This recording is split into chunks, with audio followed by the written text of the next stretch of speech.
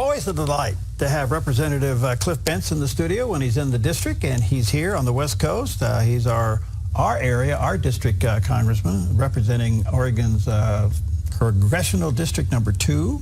Bentz.house.gov is his website. That's bentz.house.gov, and you can go there and check it out. Mr. Representative, good to see you. How are you? Well, I'm great and very, very happy to be joining you. Good to see you. A lot going on. Well, let me just ask you real quick. You were asked about the president coming to town. What's your take on that one?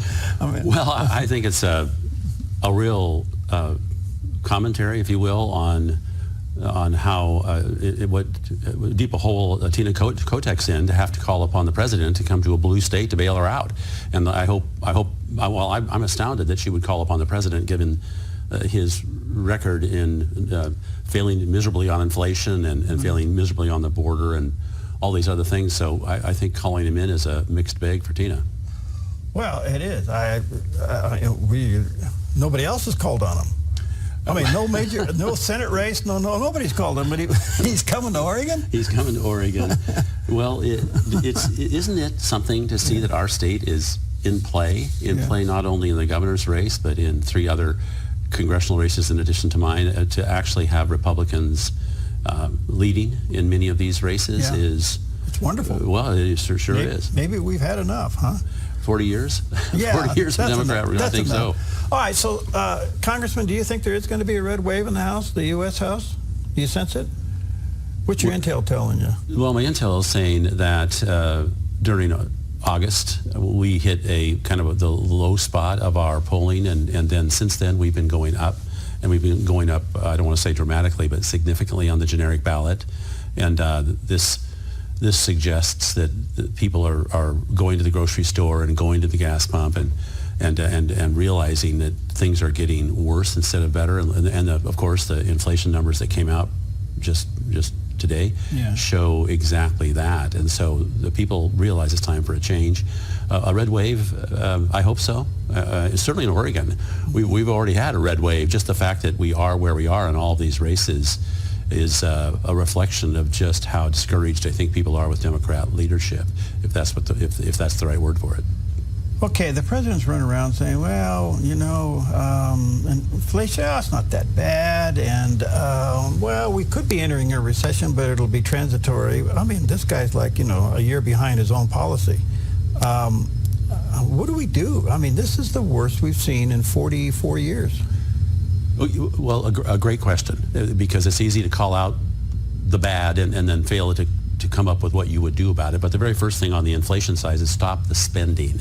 Stop the crazy spending. The $1.9 trillion, the so-called American Rescue Plan, should have been called the American Disaster Plan, because that $1.9 trillion a year ago, March, that was spent just by helicoptering the money over the United States, has been a significant part, if not the main part, of why we face inflation now.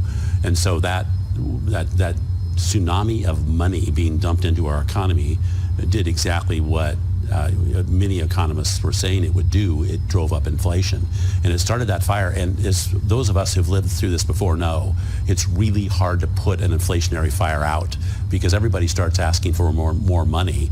A good example are the unions. And if you look at what's happening with the railroad union right now, they turned down, now this is the truth, they turned down a 24% salary increase and an average of $11,000 cash payment. They turned that down. And you say, well, what, a 24% salary? I mean, those kinds of expectations, and then ultimately when the union does get what it wants, because it has a chokehold really on America, that's going to drive up everything else. And so trying to slow down that inflationary train in the labor position, very difficult. There's a proposal of a 13% increase in Social Security. Where's that money coming from? My understanding from this morning is it's going to be 8% increase. It will come from, of course, the Security Trust Fund, which is in a challenged position. Now, I want the record clear. I support Social Security. I support Medicare. The challenge in both of those programs is to make sure we continue them. And so is that an attempt to keep it up with inflation? Is that what that's Yes, about? That's exactly right. It's a backwards looking, what just happened, where was inflation in the middle of the year, and then they come out and they say this is what we're going to increase it by. My understanding is about 8.8% increase starting in early 2003. All right, some district stuff. I had Commissioner Colleen Roberts on just a little while ago. We're talking about it, and one of the things is the Fed management of our forests. And I know you're very close to this issue. What's happening there? How can we improve this? So I met with the head of the Forest Service just 2 weeks ago in Washington, D.C. I went over 3 different issues with him. Sadly, our appointment was during votes, and so I was only able to spend about 15 minutes with him. We have rescheduled meetings, and we're focusing on who it is that is filing suit against the Forest Service to stop logging. We don't use that word anymore, by the way, but thinning activities in the forest, timber removal. We want to know who it is. The Center for Biological Diversity comes up a lot as an organization that's trying to prevent people from going into the forest and removing fuel. And so I ask for a list of the plaintiffs in this kinds of litigation. And then what we are going to try to do is call out the damage that's occurring as a result of those kinds of lawsuits. And because those are the reason we're not going into the woods. And those are the reason it takes 3 years to do a forest plan, because the Forest Service is so aware of the types of lawsuits that are going to be filed. They spend enormous amounts of time trying to design these plans to make them litigation proof. They can't. The more complex they become, the more subject to litigation. Anyway, my hope is that with Republicans in charge of the Natural Resource Committee and Bruce Westerman, who is currently ranking, we will be able to address those issues aggressively and with some legislation that he's had in the pipeline literally for 7 or 8 years. This morning there's a story out that these groups, whoever they are, and I know you're researching these groups, now even want to attack the substance of retardant when it comes to fighting fires. Correct. That leaves us with almost nothing. There's an underlying theme, I think, in the Forest Service. You can find it in the policy manual, which is 3 inches thick, I suppose, of using these catastrophic fires as the only means of reducing fuel loads, because they can't get into the woods to do prescribed burning or thinning. So when a small fire starts, there's this underlying thought that, well, perhaps if it grows bigger, we'll reduce the fuel load, and that kind of concept terribly damaging to our watersheds. And since I hope to be chairman of Water, Oceans, and Wildlife in 4 months, that's my hope. No guarantees. But if I am there, I'll be able to coordinate with Bruce Westerman as the ranking member on the big committee and work in coordination on forest issues and water issues and try to get back into the woods and begin to thin these forests around and in our watersheds. What's your take of the president's handling of OPEC? I mean, now they're ticked off at us. I mean, it couldn't be at a worse time. Well, I'm not sure I want him negotiating anything for me, the president. This kind of outcome, 2 million barrel a day reduction, and he's had to go to our petroleum strategic reserve and take 1 million barrels a day out. Just about the opposite of what we want to be doing.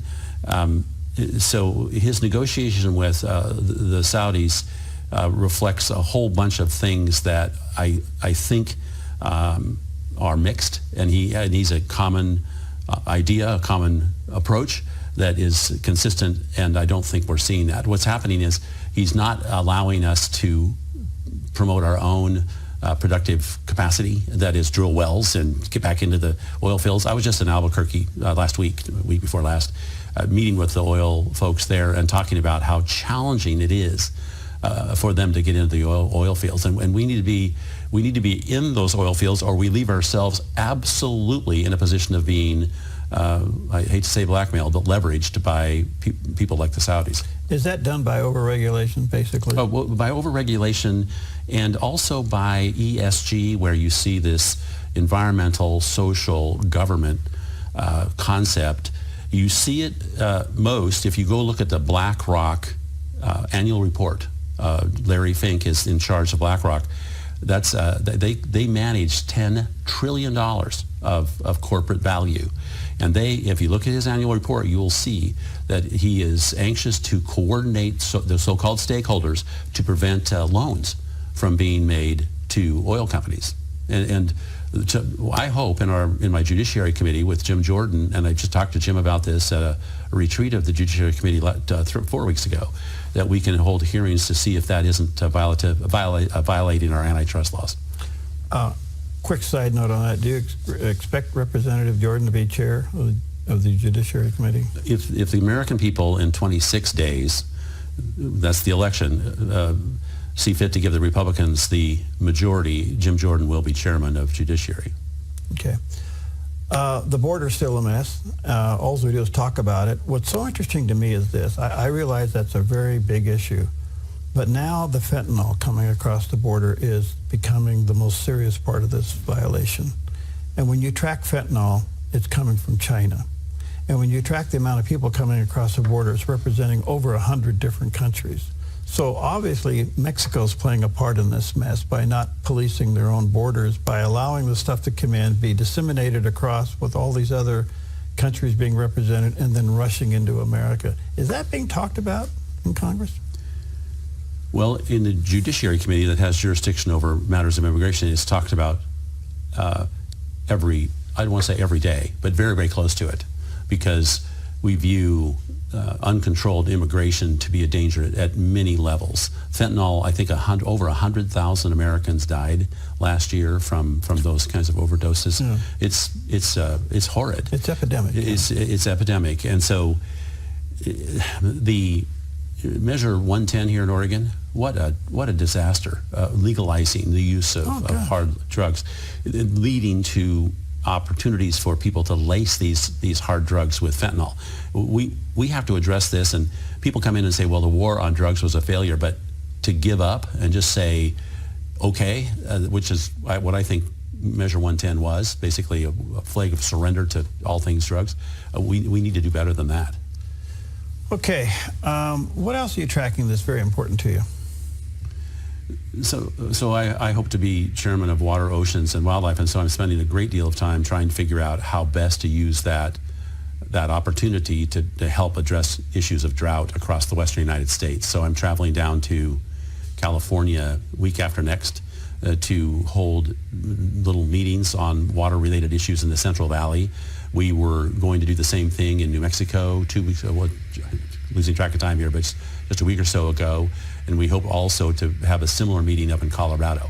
And so the concept is to look at actually things we can do better when it comes to our watersheds, because it makes so much sense. I've asked repeatedly, how much water does a forest take up out of the ground when you have 1,000 stems per acre and you should only have 80? And so how much more water would we have if we cleaned up our forests? And the answer is a bunch. And now, do we have the numbers yet? No, and it shocked me that we didn't. And so I've been asking the Bureau of Rec, I've been asking the Corps of Engineers, I've been asking everybody to get those numbers so we can show people in Phoenix and LA that if we cleaned up the forest up in Colorado, they would have more water. Or in Oregon, we would have more water in the Klamath, for example. Then this kind of thing is taking up a serious amount of my time. But there's so many things you have to do. That's just one. So the Klamath Basin water struggle continues. Yes. As you well know, it's over-allocated and underproduced. What's the solution? We've tried our best to bring people together. A lot of talk, but it doesn't seem to go anywhere. Right. So I've spent more time in the Klamath than almost anywhere else in my district, both virtually, on the phone, physically. And I'm becoming more and more aware of the types of challenges that we are facing there. And so it's a question of focusing on the type of money that's coming into the basin. $162 million, I think, Wyden and Merkley allocated to the basin, mainly Jeff Merkley. That it'll be spent $30 million a year over the next 5 years. We can use that money if it's designed appropriately to help in many respects reduce the demand for water in the lower Klamath for fish by making the colder and other water coming out of California more readily available. Mm-hmm. There are ways of doing different things there that would help. It's I have to tell you, it's quite challenging. There are a lot of angry, you got a lot of angry people. Bentz.house.gov, bentz.house.gov. That's his website. There's a picture of the landing page. Where are you going from here? You're in the district for a while? So this is my fourth day here, and we're traveling all over the district. We end up going to a grade school here, actually 4th, 5th, and 6th graders later today. Get to talk to them about Congress. That should be interesting. Good. Well, good to see you. Thanks You for too. coming by. You too. Okay. See you next time.